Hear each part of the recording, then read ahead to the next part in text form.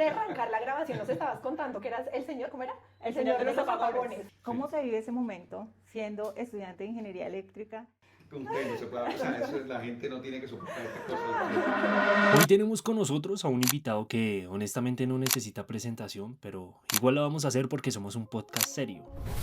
Hoy nos acompaña Ramón León, ingeniero eléctrico y un referente en el sector energético colombiano con más de 25 años de experiencia en mercados de energía e innovación a nivel regional. Ramón ha estado en los momentos más importantes del desarrollo energético en Latinoamérica.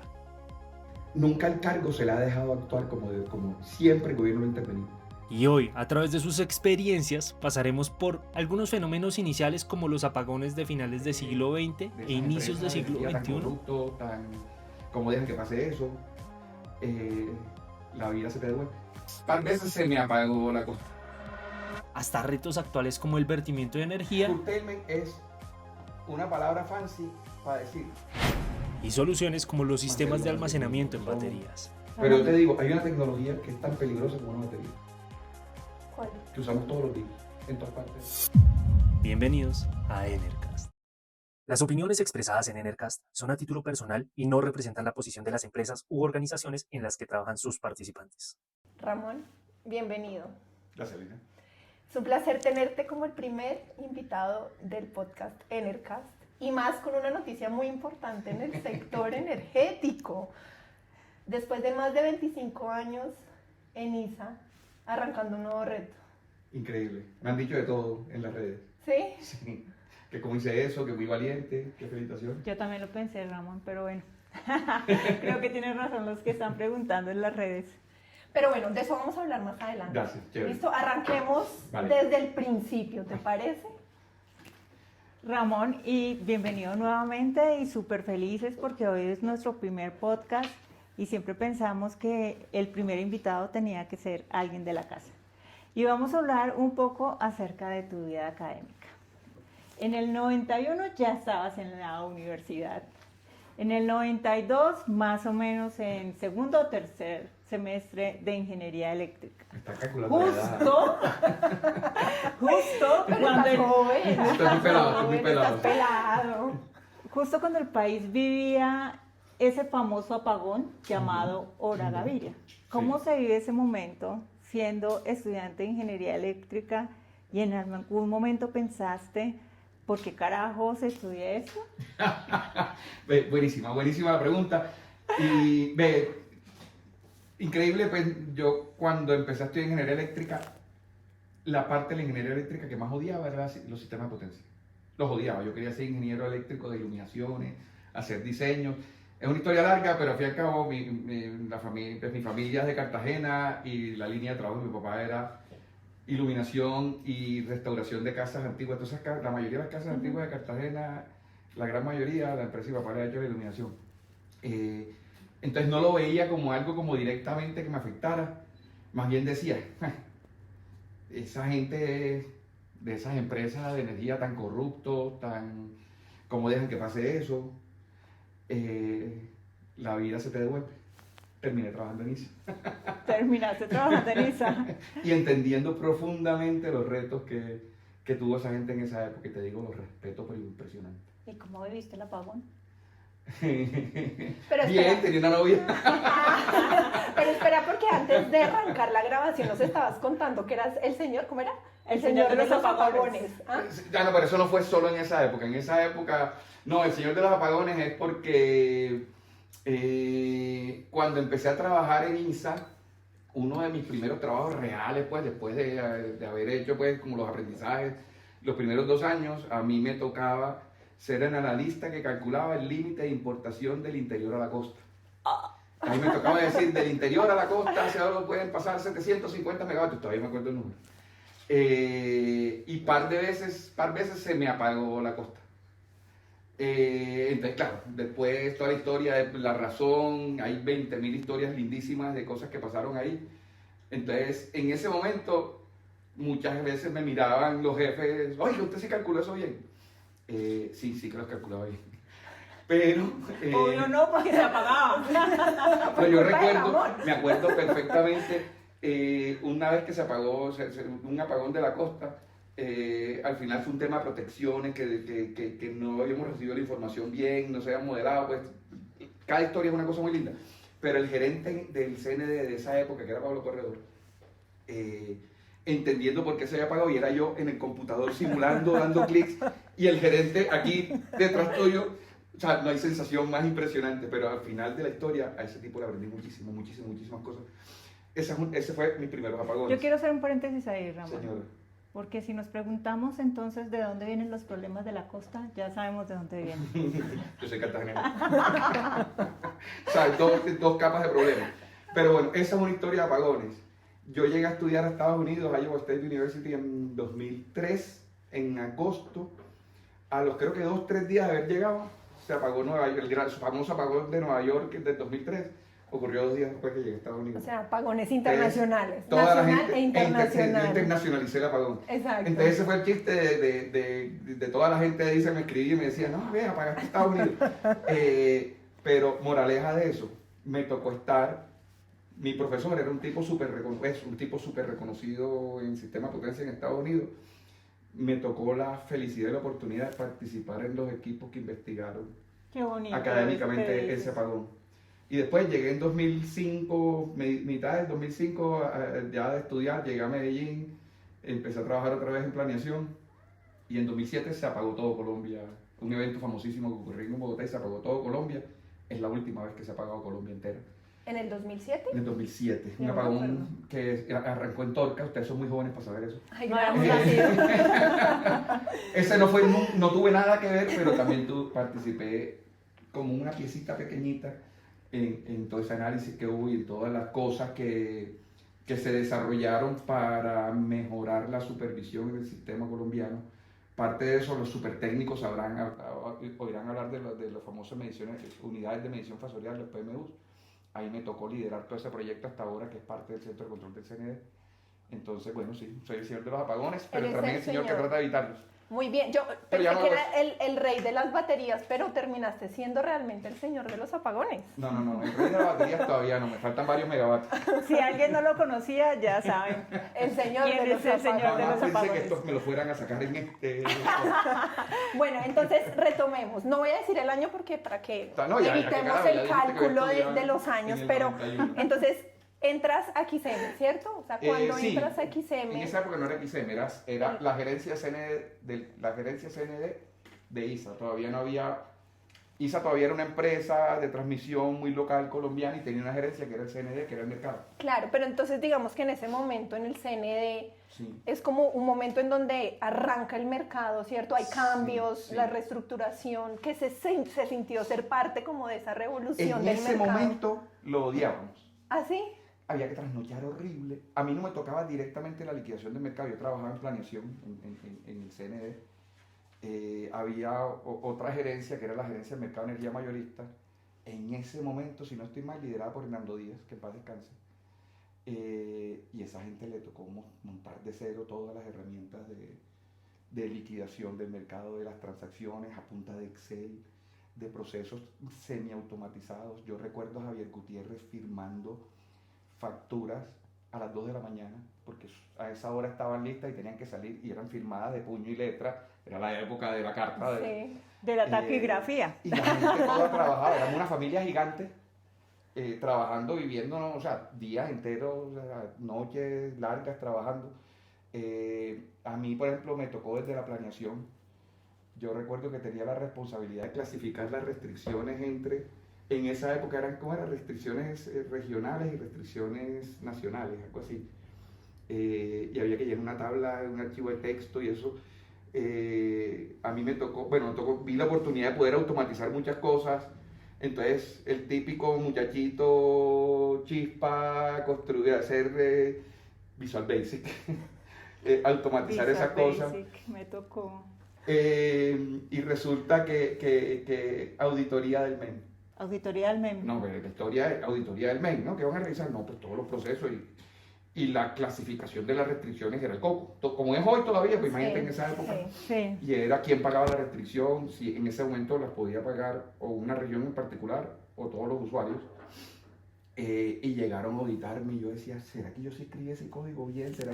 Si me vienen a investigar los if y no sé qué cosas, o sea, mejor dicho, yo súper más preparado que un yogur. Y llega el auditor en ese momento y dice, no, explícame cómo hace. No, yo ya que creé un algoritmo y una rutina para que clasificarla. Ah, qué bien, chulo, y siguió. Y yo, pero yo no dormí como 3 noches porque me iban a auditar. O sea, era el algoritmo de la época. Era el algoritmo de la Muy época. bien. Y era la época de las Mac. Yo me acuerdo que, claro, todo el mercado funcionaba con macros de Excel. Claro. No es los sistemas que hay Claro. hoy, súper automáticos, sus Claro. bases de datos. No, eso era punta Excel. Y nosotros recuerdo que decíamos que esas eran las macros insoportables. El único que sabía era el que la hizo. No Sí, era como o sea, tenía el que- soporte de TI, no, eso era todo a mano, pero fíjate, funcionó súper bien. O sea, el Buenísimo. mercado terminó siendo cada vez mejor, más sofisticado, pero eso empezó. Y cualquiera de esta época que lo entreviste te contará 1000 historias de cosas que pasaban, que nos tocaba ahí vivir vidas enteras. Claro. Matrimonios se armaron ahí, matrimonios se dañaron ahí. Muy chévere, Claro, Ramón. ¿y en qué momento llegas y dices, bueno, empieza todo el mercado, CNE, cargo por confiabilidad? Un tema bastante interesante, poco complicado. Yo creo que todos que hemos trabajado en el sector Sí. seguimos leyendo resoluciones y Sí. siempre se aprende algo nuevo. Sí. ¿Cómo viviste ese tema del cambio, como la reestructuración, la implementación del cargo? ¿Qué Claro, historias, ley anécdotas? 142, 143, descentralización del mercado, creación del cargo para que no nos volviéramos a pagar, como Yo tú lo creo que, acabas o de sea, decir. voy a ser muy conciso en muchas cosas porque si no nos quedamos aquí 3 horas. Sí. Porque, por ejemplo, todo ese tema de aplicación de 142 y 143 o aplicación de resoluciones, las resoluciones salían muchas veces, como estábamos aprendiendo todos, incluso los reguladores, pues los expertos reguladores de la CRE, a veces salían resoluciones que no se podían aplicar. No es como hoy que se analizan y se no, salían resoluciones. ¿Cómo aplicamos eso? Entonces siempre era complicado, pues, y a veces la CRE le tocaba sacar una resolución que reemplazaba la anterior que fue hace 3 días. Pero, por ejemplo, en cuestiones de cargo, eso era 2007, 2006-2007. Sí. El problema era, ahí sí me voy a serio un ratico. El problema era que la señal económica de expansión y de tener energía en épocas de sequía, según los gurús del sector, yo era todavía un peladito pelado. recién venido de estudiar maestría. Pero mentira, yo en esa época era el coordinador de planeación de largo plazo de ya SRXM. La responsabilidad mía era hacer estudios de, o sea, lo que ustedes conocen como el MPODE, los estudios de planeación de largo plazo, los próximos 5 o 10 años, y todas las recomendaciones a la UME para nuevas líneas para levantar restricciones, nuevas transmisiones para levantar restricciones. Entonces a mí, por ejemplo, en ese me tocó ser parte, pues, el pedacito que simula las cosas que los gurús, los Pablo Corredores, los Carmen Sachaínes, o sea, el ministro, que le pedían a uno que simulara por cada cosita que analizaban de cómo cambiar el sistema que había antes de cargo por capacidad. Ujú. Y todavía no existía el cargo por confiabilidad, estaban analizando las alternativas. Sí. Pero la razón era el cargo por capacidad no estaba dando la señal adecuada para que la gente guardara la energía, porque del apagón del 92 se creó un tabú gigantesco. No sé si es bueno o es malo, solamente voy a decir que ese era el tabú. Ujú. Y el tabú era esto no se puede apagar. De ninguna manera puede haber un racionamiento igual que el 92.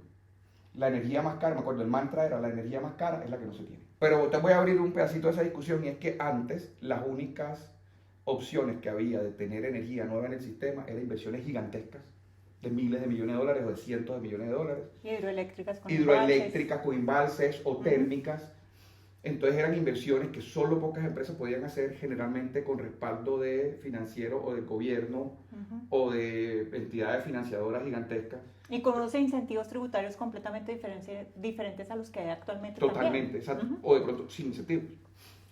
El incentivo venía era que te aseguraban una venta El de energía. ingreso. Parte del aseguramiento del ingreso del cargo. Ujú. Pero en este momento de la historia no existía el cargo. Estaban Sí. decidiendo qué hacer. Entonces yo me acuerdo, increíble que me acuerde, reuniones interminables donde, claro, estaban los señores, pues, en serio, gurús que saben muchísimo, discutían entre ellos, no, entonces analicemos tal cosa. ¿Quién simulaba? Y el equipo que tenía, pues, y el equipo que teníamos, ¿cierto? Y él trasnochado, otra vez simulando. Da esto, no sirve, vean, repita, tan. Entonces, esta gente, no voy a calificar el cargo si es bueno o es malo, porque aquí, ves, hay opiniones para todo el mundo. Sí. Pero era la solución adecuada en el momento. Sí. Dio una señal sostenible, económica, de largo plazo, para que la gente invirtiera y para que por lo menos hubiera, se guardara algo de recurso hidráulico cuando se veía que venía un niño. De acuerdo, era la solución del momento. Yo recuerdo muchísimo que a mí me tocó probar si el cargo de confiabilidad para las térmicas funcionaba. Es la famosa fórmula del IHF, por, no sé, Sí. por la capacidad efectiva, por tal. Hubo un momento donde yo era el único que sabía calcular eso en todo el país. O sea, no es por mí, sino que había uno también que era el único que sabía calcular el cargo de la hidráulica. Qué nota. Que hoy Ramón. es el gerente del CND, Juan Carlos Morales. Era el único que sabía calcular la hidráulica, yo era el único que sabía calcular las técnicas. Mira. O sea, eso es la vaina que la gente no sabe, ¿sí me entiendes? ¿Sí? Yo, como hoy sí me puedo meter en lío porque yo no estoy en Claro. eso. Lo que uno veía, no voy a decir nombres, pero nunca el cargo se le ha dejado actuar como siempre el gobierno lo ha intervenido. Siempre hay el miedo del ministro de turno, o sea, son todos, decir, no, yo no le puedo dejar esa responsabilidad a los agentes de que si van a guardar agua o no. A veces el pico de precio, recuerdo perfectamente, niño 2015, 16, y en septiembre, octubre el precio se fue como a 1,000 pesos. Decimos, ¿Eres purista? yo soy purista del mercado, pero de los mercados de energía, no quiere decir que del mercado colombiano y como esté regulado. O sea, hay una teoría del mercado de energía, después hablamos de eso. Eso es lo que tiene que pasar cuando hay un niño, los precios suben, lo que la gente cree, o lo que la gente todavía es mucha gente no lo entiende, es que el precio de bolsa no es el precio para los consumidores finales. Sí, claro. El precio de bolsa es un precio de transacción entre generadores generadores. cubiertos y no cubiertos. Sí. Pero no importa. Al fin y al cabo, yo pensaría que si al cargo se le deja seguir, y se quebraron. Pero bueno. ¿Y cuál es la opinión no popular de las térmicas? Son necesarísimas. Ok. Súper necesarias. Son las que te dan la La capacidad. firmeza. Eso no quiere decir que se van a estar generando todo el tiempo, incluso es un tema de precio. Sí. No, pero no es tan Pero- impopular, o sea. No, exacto, no es yo creo impopular, que todos ella- Sí, es una entendemos que realidad. deben Pero es existir. necesario, es un y- respaldo. Exacto. Y en- Pues a mí que me diga alguien en un edificio que no tenga plantas, sí le parece muy chévere. Sí, exacto. En un edificio hay plantas de respaldo y prenden Ujú. cuando se va la luz. Sí, Aquí es lo De mismo. acuerdo, sí. Bueno, Ramón, entonces tú vienes de XM Sí. y das el paso a ISA. Otra Sí. vez. Una o sea, eso es compañía con un rol completamente diferente. Pero, o sea, ISA, XM, ISA. Es algo así, ¿sí? Ah, claro, pero es que de ISA a XM la primera vez no cambié de rol, sino que antes ISA era una sola Cambiaste cosa. nombre. Y después ISA empezó a crecer mucho, creó una holding y por un tema de la ley 143 Ujú. que decía que debía haber una empresa que se llame, pues una empresa del mercado. Pues, el operador del mercado debería ser una empresa. Entonces se creó la empresa XM. Yo seguí trabajando, entonces por eso no fue un cambio real, fue un cambio de nombre y de cobija dentro del grupo ISA. Pero ¿cómo fue para ti ese cambio de un entorno de mercados hacia el mundo de la interconexión eléctrica? Pero además, Fui feliz. muy feliz. Fui muy feliz. Ya no, muy feliz. tú tenías que leer igual resolución, eso ya no tanto. Sí, siempre. Siempre. ¿Y la lógica Sí, del es que negocio? ¿En Era qué cambió? completamente diferente. Aunque yo nunca me fui a transmisión de ISA. Ah, Yo ok. nunca, mi salto a ISA fue que Luis Camargo, todos conocen a Lucho Camargo, cuando fue gerente de XM creó una gerencia en particular de nuevos negocios de energía. Había el interés de que XM, ustedes lo conocen hoy como innovación de XM y esas otras Ujú. cosas que vende servicios. Entonces ahí él un día me llamó a la oficina y me dijo, yo creo que, ¿sabes qué? Yo creo que tú no estás para hacer esas vainas súper técnicas, no, tú tienes un alma así como de vender, comercial. Un Usted alma sabe cómo habla- libre, usted sabe un cómo alma habla Lucho, libre. sí, usted sabe con Luis Camargo. Y yo dije, yo en mi vida siempre me he resistido a las vainas. Esta vez voy a dejarme, bueno, lo que diga Lucho. Y gracias Lucho. Entonces empecé a ver nuevas cosas, empezamos ahí a diseñar un tema de respuesta a la demanda como negocio, lo que ustedes hoy conocen como DDB. Ese negocio tenía sentido para una empresa como ISA, de grandes ingresos, de escala internacional. Por eso la DDB hoy no la hacen grandes empresas, la hacen más bien empresas pequeñas. DDB es una cosita tibia que hizo la CREC para algo muy en particular de riesgo de apagones y de cubrir respaldo de las obligaciones de generadores a lo que realmente se puede hacer con respuesta a la demanda. Entonces, en algún momento cuando hicimos el pitch de negocio, entonces ahí sí me volví el desarrollador de negocio, el innovador. Hicimos el pitch de negocio a los vicepresidentes de ISA y dijeron, ve, ¿sabes qué? Esa vaina no debería ser XM porque esto tiene escala internacional, ven a ese país. Entonces nosotros nos fuimos de un apéndice, digo nosotros porque Alejo Gutiérrez y yo nos fuimos de apéndice país. Y es otro mundo. Ramón, pero entonces, ¿cuándo comenzaste a trabajar con el mercado B2B? Ahí con respuesta a demanda. Es que ok. realmente el cliente real de la respuesta a la demanda es el usuario, el gran usuario. usuario, el gran consumidor Sí, de acuerdo. industrial Ok. y comercial. Ese es el cliente. Ahí empezamos a trabajar con el B2B. Primero muy teguas. Después hicimos una alianza con una empresa de Estados Unidos que se llama Enernoc, que después la compró NLX.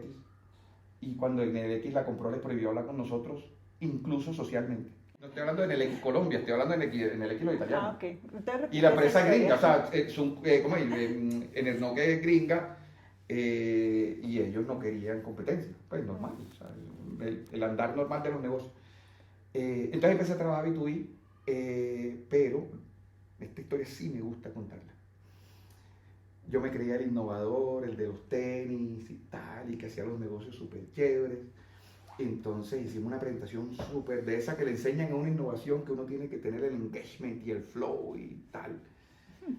Llevamos el caso de negocio y yo le dije a Bernardo Vargas, que era el presidente de ISA en ese momento, en una reunión, poquitas personas, y le hice el pitch del negocio, mira, sí, bang, bing, bang, como hacen los innovadores. Y le mostramos el caso de negocio, la rentabilidad paisa, Y me dice, Ramón, ve, ¿sabes qué? Ese negocio es muy sexy, pero no da plata. Pero no da plata. Y es que el B2B y la respuesta a la demanda Por eso, y es la gente dice, y si el complicado DDB, realmente, sí. y nosotros tenemos que mover regulación de esta parte, pero le mostramos el negocio como el futuro, el negocio en madurez, y dijo, no, eso lo hago yo, ese tipo de rentabilidad la hago yo con una línea de $300 millones.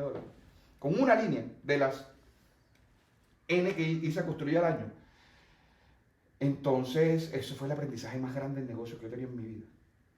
Tú puedes ser muy flashy, pero si no das plata. Claro, Fíjate. claro.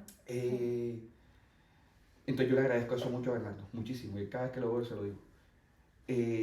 Pero entonces lo chévere fue lo que dijo posterior a esa frase. Ustedes son los de nuevos negocios. Si no Inventa. traen más negocio, no sé qué voy a hacer con ustedes. Y ahí entró baterías. ¿O cuándo Entonces ahí entra arrancamos a baterías? hacer batería. Así. Cuéntanos un poquito más y cuáles de los mayores mitos y mantras que Ay, repiten ay, de ay. baterías Hay varios. que tú dices sí y este no. Claro, cuando arrancamos en 2018 a mirar qué se podía hacer con baterías en ese momento, eran 2018. 2018. 18. Sí, en 2018 arrancamos ese análisis de qué se podía hacer con almacenamiento. AES en su camino empezó en Chile, con unos negocios bien lindos, bien rentables, desde el lado de la generación y nosotros desde el lado de la transmisión. Y fíjense, ahí pasó una cosa súper chévere. Precisamente después de esa frase de Bernie, que pónganse algo, ya nosotros teníamos una idea de que el almacenamiento podía hacer algo y la autogeneración podía hacer algo en negocio. Pues, como el nuevo negocio real del sector eléctrico. Porque hasta este punto, hasta la autogeneración, sobre todo con solares, y el almacenamiento, el negocio eléctrico, pues, de los sistemas de potencia, era idéntico desde el año 1890. O sea, desde 1890 hasta el 2018-20, siempre existía un solo negocio. El sector eléctrico es uno solo que está partido en varios, pero es un solo negocio. Generar grandote, transmitir, distribuir y alguien te cobraba, generalmente una empresa grandota.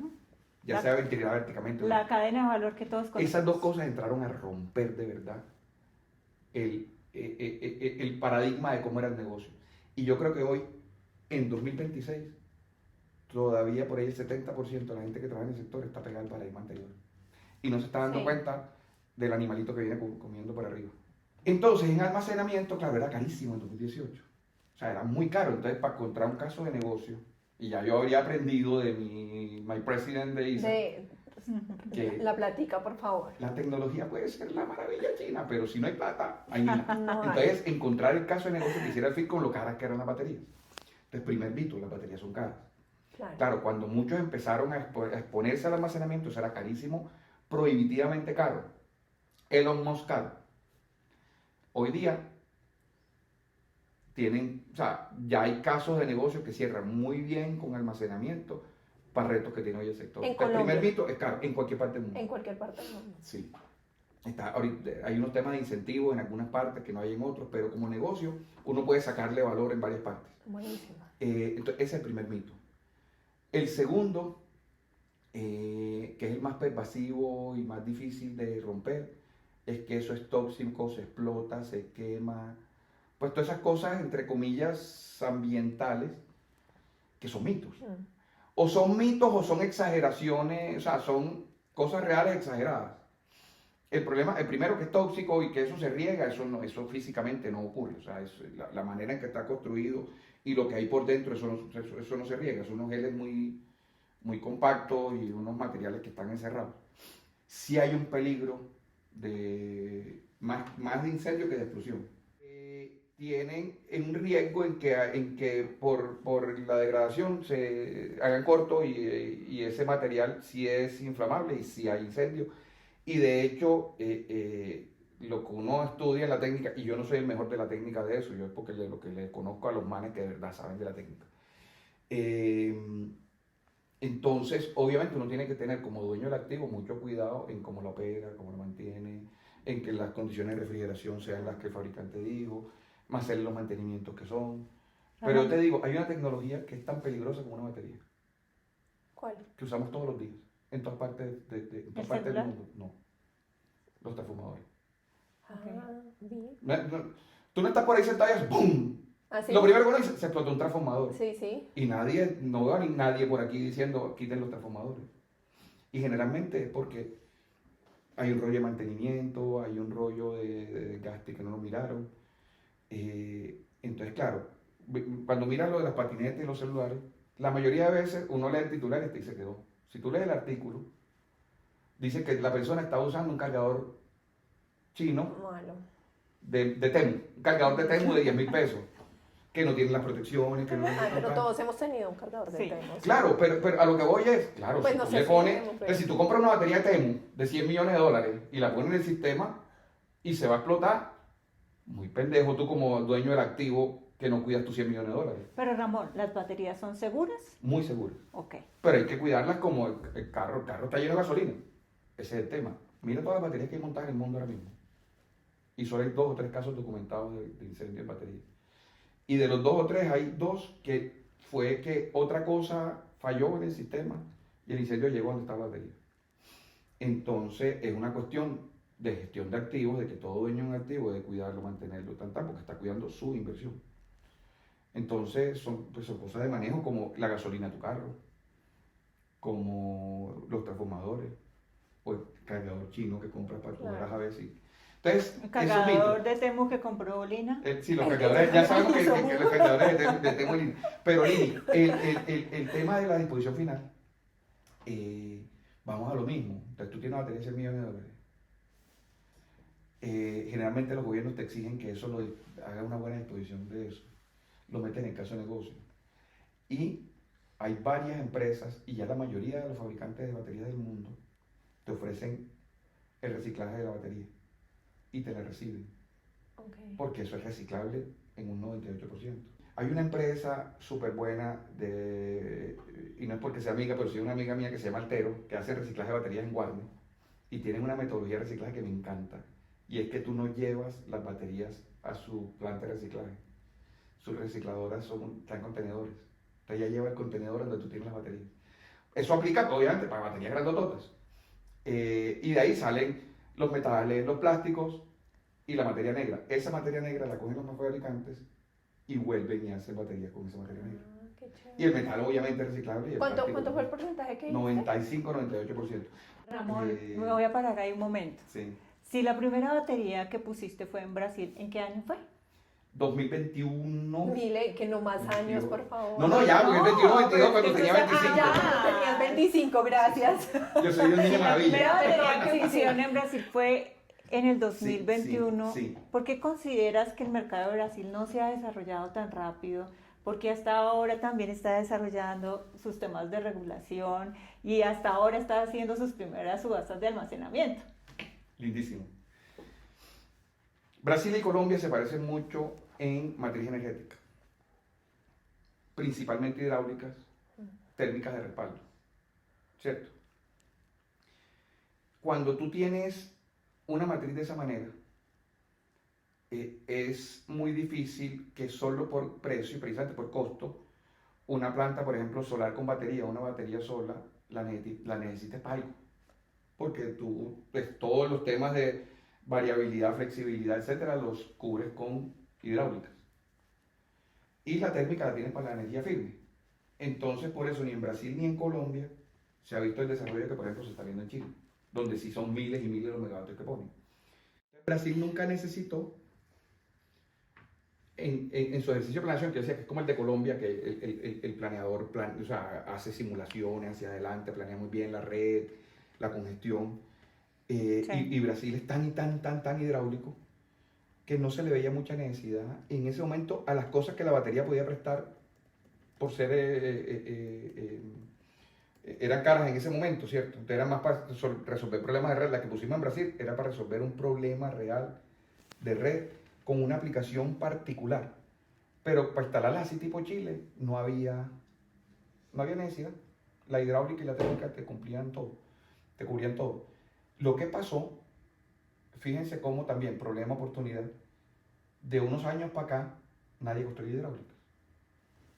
¿Por qué? Todo el mundo le echa la culpa a Ituango, pero Ituango fue el último de los proyectos hidráulicos después de una cadena de varios proyectos en riesgo. En Brasil hubo varios también que se demoraron en entrar. En Chile, yo recuerdo uno en el sur que tuvo muchos años, muchos problemas sociales, sobre todo de rechazo social. Entonces los inversionistas empezaron a darse cuenta que invertir en hidráulica era un riesgo.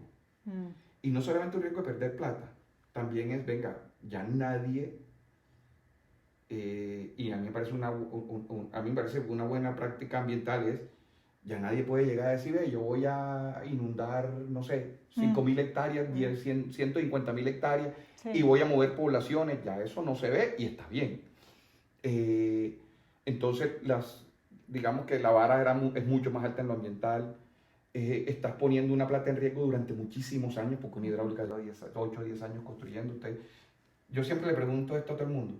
Tú tienes $1.000 millones para gastar. Los metes en una hidráulica y la siguiente, o sea, la plata la vas a empezar a ver 10 años después de que metes el primer peso. Sí, O los pones en solares que lo vas a recibir en 2 años. sí, claro. Entonces, ¿eso a qué va? Porque eso tiene que ver con Brasil.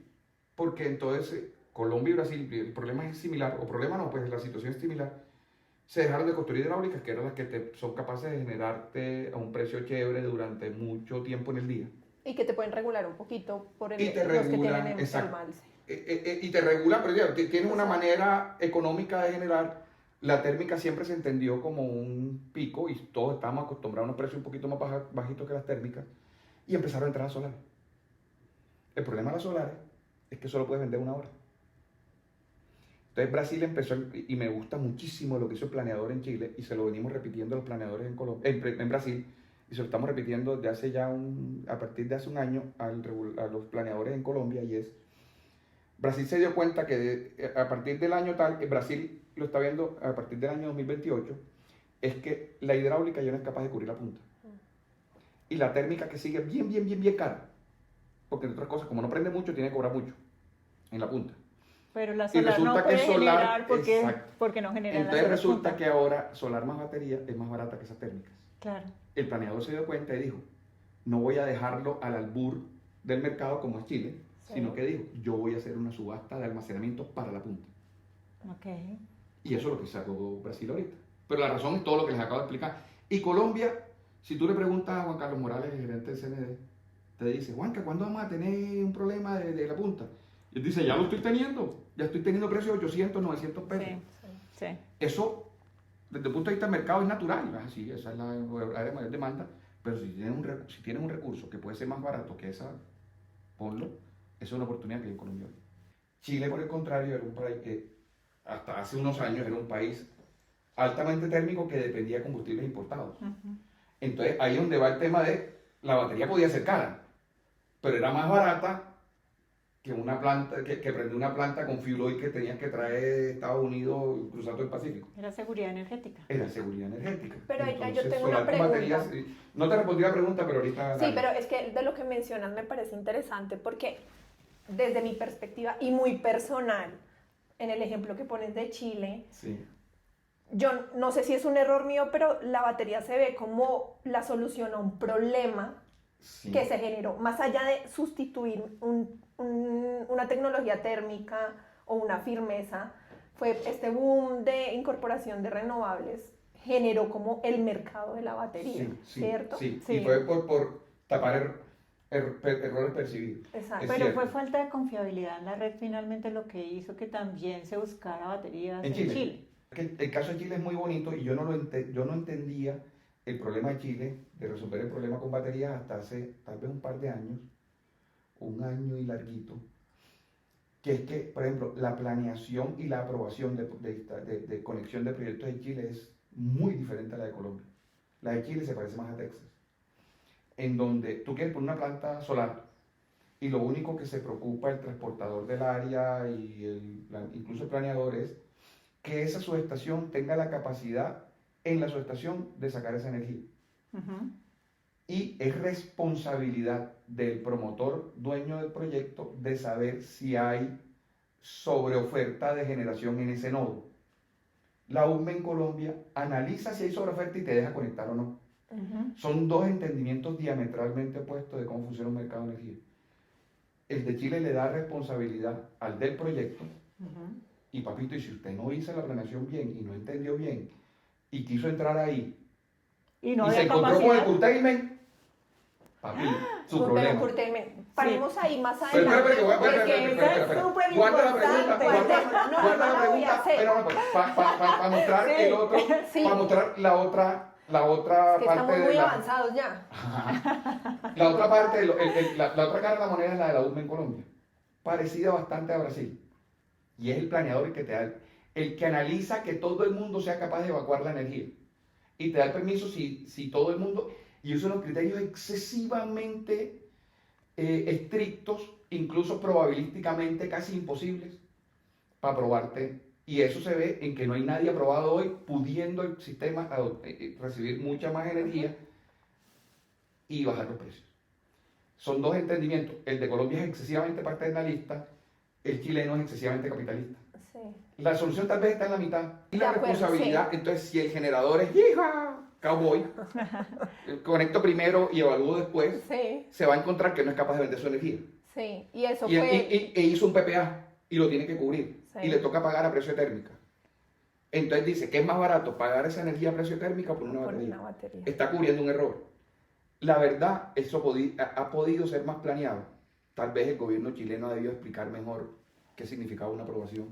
Tal vez la gente que entró, y yo lo veo en Colombia también, la gente que entra al mercado no se preocupa mucho por entender el mercado, sino que viene con la idea. Como en mi país funciona así, me imagino que en Chile también. Sí. Y ¡tan! Y Se dan sí. cuenta. Pero bueno, ahí son cosas chéveres para Pero muy cortico, entonces, Después es que lo tengo que ¿en responder Chile la en Brasil. batería fue la solución a un problema, Un problema. o es una oportunidad real de negocio? Es la solución a un problema, pero Que vuelve un efectivamente es una oportunidad real para un negocio. Pero hay un Porque Se problema. se Sí, convirtió pero en una es que oportunidad de el negocio. problema volvió un negocio. Es que ese ha Claro. sido siempre como mi problema en el entendimiento de la batería. ¿Es un negocio por sí solo o necesitas un problema para que sea rentable? sí es un negocio por sí solo. Ok. Y cada vez más. Pero, por ejemplo, en Chile resolvió un problema, pero los que se quebraron y los que perdieron mucha plata, de verdad la perdieron Sí. y tuvieron que asumir esos costos. Eso no es bueno que ocurra en ningún mercado del mundo, ¿cierto? Pero es un negocio para la gente que le pone la batería a sus generadores. Claro. Se volvió un negocio, pero al final mucha gente perdió plata y muchas empresas se quebraron. ¿Por qué se quebraron?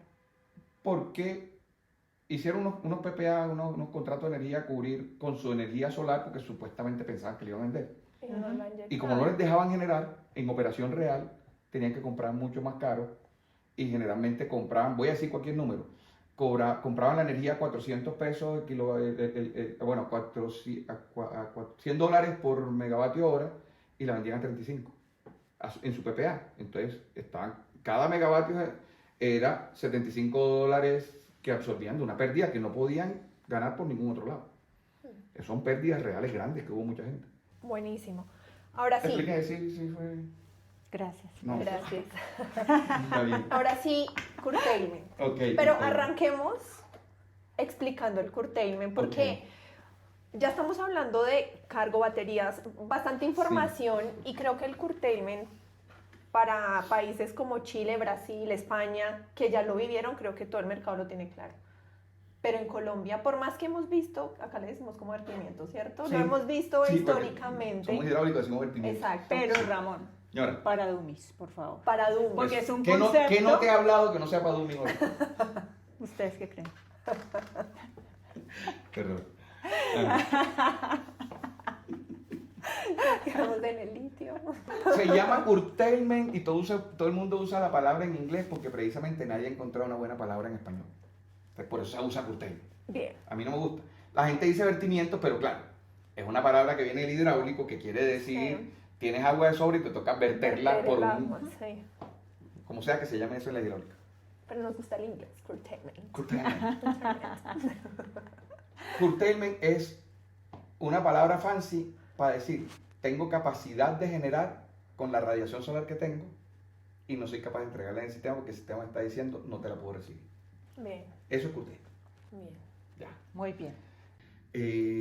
Pero bueno, sí, al final en Colombia yo creo que es más improbable que ocurra porque precisamente el planeador es tan estricto en no dejarte entrar que lo que ocurre en el mercado chileno, que es que hay curtailment y que casi que el que cubre el costo de eso es el dueño del proyecto, pues el generador.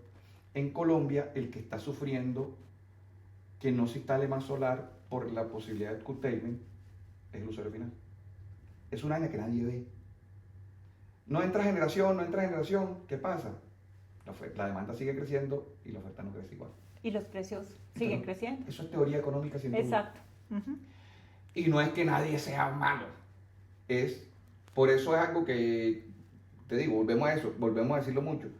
La UME debería cambiar los criterios de planeación para que entren proyectos, porque el trade-off es, no entra el proyecto y que por la seguridad del sistema, y en la vida real estamos encareciendo los precios para todo el mundo de manera sostenida. Sí. Entonces, ¿por qué la batería resuelve el curtailment? Easy peasy. Pongo la batería ahí al lado del generador solar, lo que no soy capaz de entregar a esa hora en la red, lo almaceno y lo entrego más tarde. Mucha gente le llama eso arbitraje, a mí no me gusta, porque eso no es arbitrar, eso simplemente ¿Administrar? le vas a poner un embalse a tu plantica solar. ¿Pero qué es? O sea, Administro mejor mi entrega de la a qué horas vendo la energía. Claro. Y ahí me Entonces gusta, no es arbitraje, es administración Eso, energética. sí, de tu recurso. Sí, de tu Lindísimo. recurso. Ujú. Ahí me gusta explicarlo de una manera así como inclusive más coquito. Cuando empezó el sector, la industria eléctrica, Edison ponía plantas de generación cada 3 cuadras.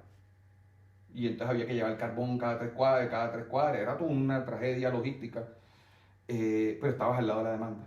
Entonces no necesitabas redes de transmisión, todo era distribución. Vino Tesla, se inventó su corriente alterna, etcétera, etcétera, hicieron una planta de generación. La gente no cree, pero esto es verdad. La primera hidráulica del mundo fue en la catarata de Niágara. Y el man puso su planta de generación en la catarata de Niágara, él y Westinghouse. Y llevaban esa energía a Búfalo como a 50, 60 kilómetros. Les tocó inventarse la transmisión, porque la generación no estaba donde estaba la demanda. ¿Y qué dijeron? Como hay transmisión, entonces hay que pagar por esa transmisión. Yo pago por un servicio de transportarme la energía.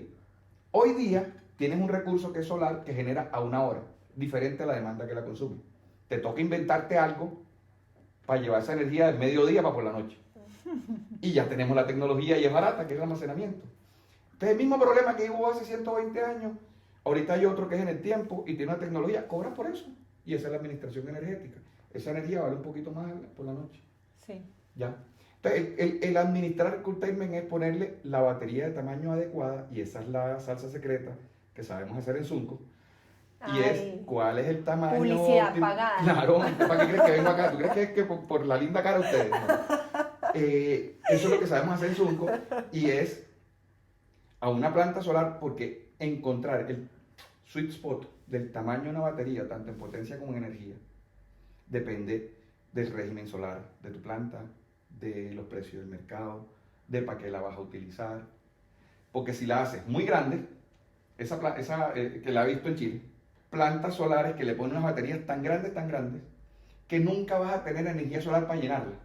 En todos los casos, es un caso probabilístico muy parecido a cómo se calculan el cálculo por confiabilidad de las hidráulicas. Es muy parecido. Pero en Chile tienes más solar igual. O sea, por más que tú tengas un híbrido igual de la red, puedes coger más solar, ¿o no?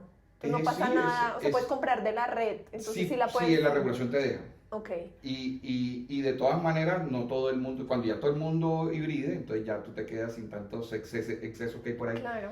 Pero el tema es, a lo que quiero llegar al punto es si la batería la pones muy grande y que por si las moscas, al final te toca vender la energía más cara porque tienes un CAPEX más grande. Sí. Entonces la energía por la noche es más cara. Si alguien fue mejor que tú optimizando, va a vender más barato que tú y te saca al mercado. Claro. Ah, Si la haces muy chiquita, vas a empezar a tener vertimientos en algunas ocasiones, que es energía que de verdad nunca usaste. Ujú. Entonces estás dejando de ganar plata. Entonces, encontrar el sweet spot, el tamaño óptimo, es magia linda, algorítmica, de gente que sabe de estadística, de los regímenes solares, de cómo. Yo una falencia que he visto, como yo vengo del mundo hidráulico y esas cosas, pues de MEPODE y esas vainas, yo he visto que la industria solar aquí en el mundo, y casi en Colombia y en muchas partes del mundo, se mueve por promedios, TMYs, está la curva solar promedio. Deberían, los que quieren ganar plata en el sector, deberían dejar eso y empezar a ser más técnicos en la analítica de datos. Mucho más técnicos. Y para cerrar el tema de curtailment, entonces, ¿es posible, o sea, va a pasar en Colombia? No. Y sí, no va a pasar. No Tú va a dices pasar. que no va a pasar. Difícil que pase un curtailment. Eso no quiere decir que no pongan baterías. Es que el curtailment es un problema. Es lo que acabas de decir tú en Chile. Sí. Resolviste un problema que era el curtailment poniendo baterías. Ujú. En Colombia lo que creo que va a pasar, estoy seguro que va a pasar, y estoy hablando con un par de clientes de nosotros, van a hibridar porque es un negocio. Nunca va a haber el problema. O sea, Van a tú dices, hibridar la planta porque es un negocio. o sea, evitemos llegar al problema metiéndole baterías antes. Yo no lo diría como evitar un problema. ¿Tú crees que ya se... Yo quiero ya vender se está energía visualizando? de manera mejor administrada, le pongo una batería a mi solar. Ujú. A ver, Ya. a ver. Miramos esta trayectoria laboral que se centra mucho en ISA, XM, ISA. Inicias un nuevo capítulo. Cuéntanos un poco de él. ¿Qué Ven, ya- oportunidades nuevas ves Ya en el vendí mercado? Zunco, sí. Sí, no, Ya hablaste de Bien. la compañía en Lo, la que estás lo trabajando. vendí sin decir que había pasado para allá. Uy, sí, estoy feliz. Y no estoy feliz porque estuviera triste en ISA, no. O sea, eso no tiene nada que ver con eso. ¿Sustico? Mucho. Bien. Y cada día que conozco más o sea, este segmento de la industria, me da más susto, pero no porque haya tomado una mala decisión, sino porque es un mundo gigante. Y dices, ahora cómo me como ese mundo gigante. Pero entonces, como yo estoy diciendo últimamente en estos días, tengo estrés movilizador. Pero sí es una empresa muy diferente en todo. O sea, ISA, lo que hicimos ese grupo de nosotros que desarrolló todo el negocio nuevo que tiene ISA ahora de almacenamiento y soluciones distribuidas, lo sentíamos como había que mover, pues, imagínate, el petrolero más grande de este mundo, muévelo un poquito para allá, porque ISA es una empresa muy clásica, con un negocio muy establecido, que es excesivamente buena y eficiente haciendo ese negocio de transmisión. Entonces, obviamente, funcionar allá adentro requería mucho, incluso era más reto mover la empresa por dentro que ofrecer los productos afuera, a los clientes, ¿cierto? Ahora llega una empresa que es todo lo contrario, es liviana. Yo quería algo así, o sea, ese era el cambio que yo quería, o sea, algo que me permitiera llegar más rápido a Con la nuevas transformación de la propuestas, industria. Pero más sí. a tu personalidad Y explorar también, más un poquito. libre, creativa. Sí, pero ojo, nadie cree, pero Isa siempre ha sido muy creativa. Otro día hablamos de eso, o inviten a alguien pero de los que cogieron ahí y la llevaron donde está. Yo les recomiendo un par de nombres. Isa siempre ha sido muy innovadora en muchos puntos, y de hecho, dejarme a mí hacer todo lo que hice dentro de Isa, de desarrollar esos negocios, tienes que tener líderes, pues la junta, los vicepresidentes, los presidentes, el mismo Bernie, sí, el tema de transmisión, Bernardo Vargas, pero al final me dejó hacer. O sea, vaya y haga, pues, y traiga negocio. Entonces, bueno, pero aquí sí, digamos que es que el mundo está cambiando muy rápido. La energía, el mundo, la industria eléctrica, energética está cambiando demasiado rápido. Yo quería estar ahí. Y Zunco está ahí. Chévere. ¿Y qué es el cambio? Ahorita cualquiera, o sea, lo que antes solo podían hacer los EPMs, Isagenes, Eneles, que era hacer unas plantas gigantescas, hidráulicas o grandes plantas térmicas, hoy lo hacen, pues tú te encuentras, ve, me acabo de escribir aquí, ve, necesito poner unos paneles en mi casa. Eso es poner un generador. Multiplica eso por miles, entonces el mercado se está transformando y piensen, y quiero invitar a todos y a ustedes que están allá, el mercado de energía no es la bolsa. El mercado de energía es quienes venden y quienes compran energía. Ese es el mercado de energía. Ujú. Entonces lo que antes hacían, no sé, 68 empresas, creo que era cuando yo empecé a trabajar, No, mentira. uy, hoy lo hacen, no sé, miles en la compra y miles en la venta. O sea, miles generan, miles compran, y eso se va a ir profundizando. Entre más problemas tenga el sector eléctrico tradicional, los consumidores van a querer soluciones alternativas a ese problema tan grande. Mucha gente habla de eso, y papers de MIT y todo muy chévere, que hablan de la espiral de la muerte del negocio tradicional. Ujú. Y está el problema, la gente lo percibe, se sale del mercado tradicional, entonces hace que el mercado tradicional tenga más problemas, lo cual hace que más gente se dé cuenta y salga, y entonces eso es una preocupación. Hay mucha gente defendiendo su negocio tradicional. Están en lo suyo. La pregunta que hay que hacerse es, ¿de quién es la decisión de cambiar el sector? Si la decisión ahora la toman las personas y no las corporaciones. Sí. Si tú tienes una casa que consume, voy a decir cualquier número, no sé, 10 kilovatios hora día, mal contado, y le pones módulos que te generen 12 kilovatios hora día, así pierdas algo de energía, te atiendes tú solito, no necesitas a nadie. La decisión fue tuya y del man que te vendió el sistema fotovoltaico. No fuiste a preguntarle, no fuiste a un comité de inversiones, no fuiste al gobierno a que te dieran permiso, no fuiste a la UME, fuiste para que te dieran un beneficio tributario. Entonces, esa es la naturaleza del cambio. Y muy poquita gente me sorprende que le esté viendo en realidad la magnitud que viene y a la velocidad que viene. Sí. Yo les digo una cosa, va a haber blockbuster, va a haber codas en esta industria, más rápido que pensamos. Chévere. Ramón, si pudieras asociar la energía con una canción, ¡Ay! ¿qué canción sería? Se me vino a la cabeza Despacito. En serio. Está buenísimo. Ay, no puede ser. Bueno, Ramón, no sé, Lina, No. si vamos con tu bloque de verdadero y falso. Uy, Es que tenemos un bloque de verdadero de falso, pero susto me da. creo que ya nos dijiste varias, pero Ok. hagámosla rapidito. A ver Házmela cómo igual, sí, sale. a ver qué pasa. 1. Los proyectos de batería están listos para despegar, pero la señal económica todavía no existe. Falso. Bien. La discusión de si el almacenamiento es carga, generación o ambos es más ideológica que técnica. Es ideológica. Bien. Colombia necesita Yo almacenamiento. quisiera expandir. A ver, dale. Pero no mucho. Corto.